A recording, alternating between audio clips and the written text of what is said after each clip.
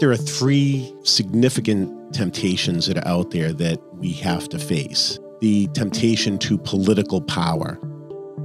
Second, to think of politics as a way of advancing one's own self-interest. And the third is, I think, probably the most pernicious. Fortunately, the Eucharist is out there as our remedy. The Eucharist proposes instead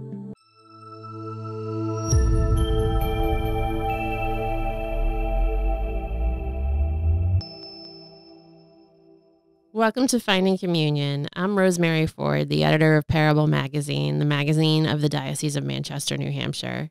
I'm here with Bob Dunn, our excellent director of public policy, who also writes our column Finding Communion for the magazine. We're here to discuss politics, the Eucharist, the common good, and carry on discussions that you'll find inside the magazine with our Finding Communion column. For more on this podcast or on Parable Magazine, see links in our show notes. Have a topic you want us to discuss? Please email editorparable@rcbm.org. Now, here's Finding Communion.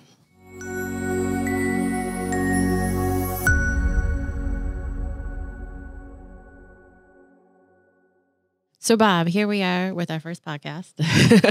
Let's start with telling people why we're here and why we're talking about politics and the Eucharist like this, and why we started Finding Communion in Parable, the magazine.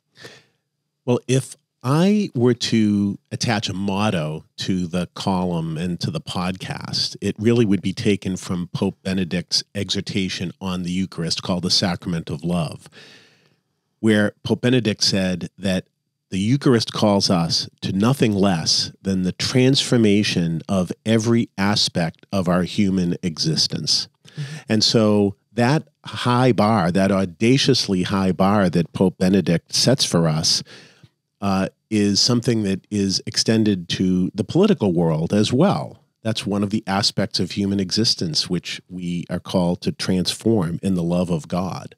And that's the reason that we created the column and the reason that we're doing this podcast. Absolutely. But there are a lot of challenges with talking about these two topics as well. Tell us more about that and some of those challenges that we're trying to address, not only in the column, but here in the podcast. Since it's Lent, I'll talk about temptations, I guess, rather than challenges. And I think there are three significant temptations that are out there that we have to face, and that are the obstacles to what it is that we're trying to do as a church. The first temptation is the temptation to political power. This is the temptation that we see hanging before the eyes of Jesus in the desert when Satan tempts him with all the kingdoms of the world. This gets manifested in the church when people see their faith through the lens of politics rather than politics through the lens of faith. The second of the temptations, I think, is the temptation to think of politics as a way of advancing one's own self-interest. This comes up when people vote or do political actions that are in their own self-interest, even though they may run counter to the common good, and especially to the good of others who are poor or vulnerable. And the third is, I think, probably the most pernicious of all the temptations that we're facing, and that is the temptation to division, us versus them, categorizing people as the worthy and the unworthy, friends or enemies. And this shows up in the hyper-partisanship that exists in many corners of our national political culture. Hyperpartisanship even seeps into the church sometimes, where we see partisanship coming into even our Eucharistic liturgies.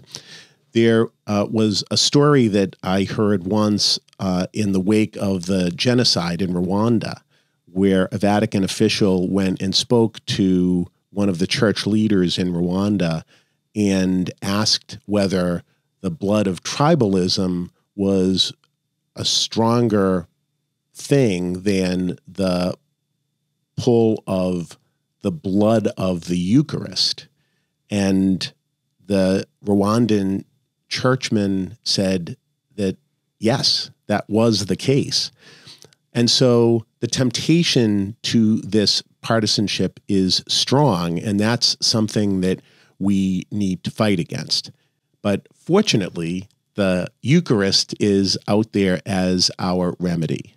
And against these temptations, the temptation to political power, self-interest, division, the Eucharist proposes instead humility, service, and communion with God, communion with the rest of the church, and indeed communion with every human being on the face of the earth.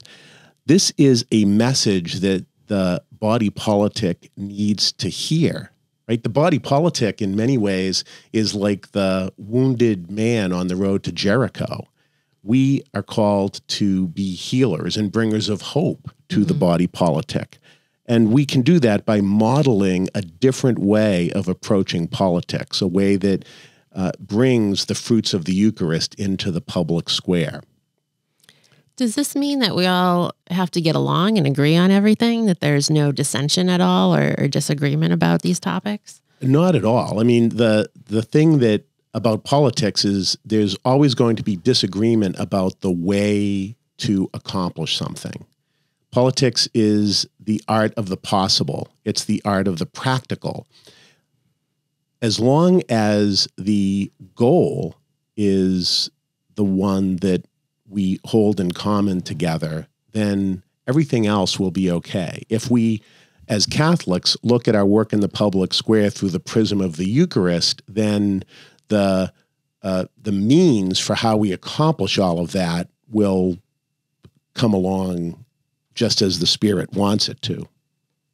Gotcha. That's a pretty powerful concept, I think, and very different from things that I think people will hear on the campaign trail today or in their state legislature or even in their town halls. How can we accomplish something like that? How can we move beyond the he said, she said, quest for one-upmanship that we see, so much in politics, and this polarization where people just can't even talk to each other, about what's going on? How is this the solution to that?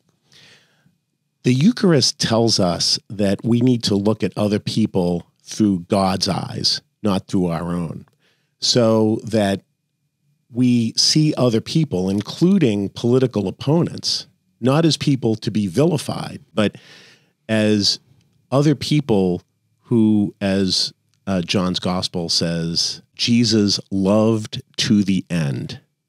And so if we look at other people in that context, as other people, brothers and sisters that Jesus loved to the end, then that's going to change our manner of dealing with folks. And that's one of the central things that we need to do if we're going to make the Eucharist the prism through which we look at our political engagement. That's a pretty radical concept and not at all like what we do today. That's why we're here. Great. So that ends our first podcast about why we're doing Finding Communion and what we hope to accomplish here. I hope you've enjoyed it. Definitely check out our show notes for links to Parable Magazine and our Finding Communion column, where you'll find more discussions on this topic. And we hope you'll stick around for our future episodes as well. Thank you so much for joining us. Again, I'm Rosemary Ford, the editor of Parable Magazine, and I'm here with our excellent director of public policy, Bob Dunn, and we're talking about Finding Communion. Thank you so much.